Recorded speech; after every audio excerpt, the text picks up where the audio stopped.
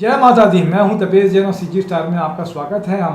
हम सब जानते हैं कि हमारा देश जो है त्योहारों का उत्सव का देश है और सबसे बड़ा उत्सव जो हमारे यहाँ होता है दशहरा का। इससे पहले नवरात्रि आती है। नवरात्रि में 9 दिन तक देवी की पूजा की जाती है। मेरे साथ में बहुत ही गर्व की बात है कि मिसेस आईवा इंडिया श्रीमती नीलम शर्मा जी हमारे साथ में हैं। आपके के पास में ब्राह्मण होने के नाते आपके पास में वेद उपनिषद सबका ज्ञान है। आज हम उनसे एक सेलिब्रिटी स्टार से सुनते हैं कि उनके संस्कार, उनका अध्ययन कि 9 रूप देवी के क्या है और उनका क्या वर्णन है।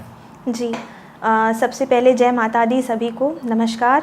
और माता के समृद्ध 9 रूप का वर्णन है। प्रथमम शैलपुत्री च, द्वितीयम ब्रह्मचारिणी, तृतीयम चंद्रघंटेति, कूष्मांडेति, चतुर्थकम पंचमम स्कंदमातेति, षष्ठम कात्यायनीति च, सप्तमम कालरात्रिति, महागौरीति चाष्टमम, नवमम सिद्धिदात्री च नवदुर्गा प्रकीर्तिता। ये पूरे 9 रूप हैं माता के।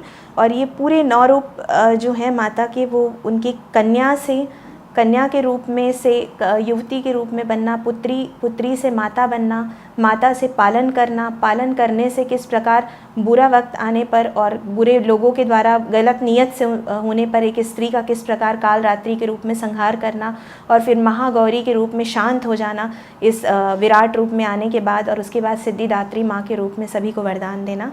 ये उनके 9 रूप का पूरी एक स्त्री, हर स्त्री के जीवन का एक वर्णन है, संक्षिप्त वर्णन है माता के रूप में। क्या लगता है वेद उपनिषद में ऐसा कौन सा चीज़ें हैं, मंत्र है या श्लोक है जिसके पढ़ने से माँ का आशीर्वाद पूरी तरीके से प्राप्त हो सकता है अपने भक्त को, दर्शक को, या जो लोग माता को पूजा अर्चना करते हैं? जी, मैं एक बहुत ही सुंदर 4 पंक्ति माता की, दुर्गा माँ की स्तुति में बोलना चाहूँगी।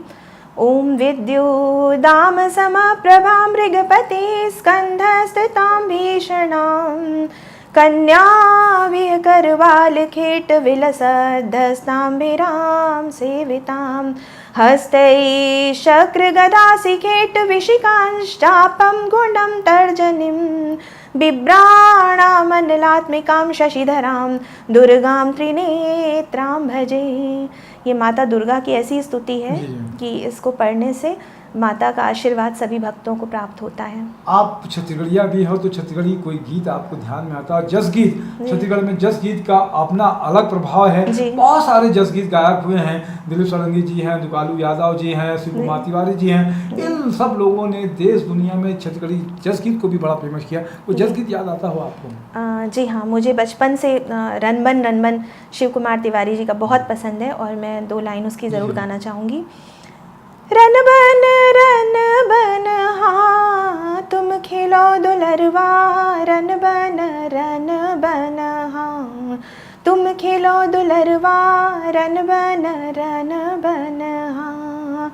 काकर पुत है लाल बरम देव, काकर पुत गौर भैया, काकर पुत है बन के भूत हाँ, रन बन हाँ तुम खेलो दुलरवा, रन बन हाँ तुम खेलो दुलरवा, रन बन हाँ।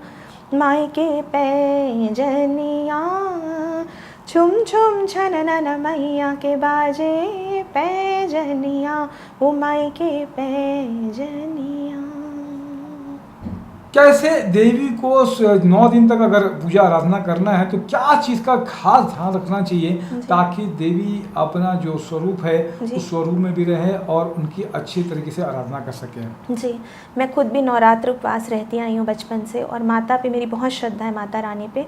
तो मैं नवरात्र के 9 दिन के उपवास में एक ही चीज़ बोलना चाहूँगी कि कुछ चीज़ें हैं जो हमारे वेद में वर्जित हैं माता की पूजा के समय। जैसे 9 दिन नींबू नहीं काटना चाहिए बोलते हैं, क्योंकि नींबू की माला जो है माता रानी को अर्पित की जाती है। तो ऐसा कोई भी वस्तु जो माता को भोग के रूप में या माता को श्रृंगार के रूप में अर्पित करते हैं वो इस समय वर्जित होता है उसका प्रयोग। तो नींबू पानी और ऐसी कोई भी चीज़, या घर में नींबू काटने को बलि के समान माना जाता है।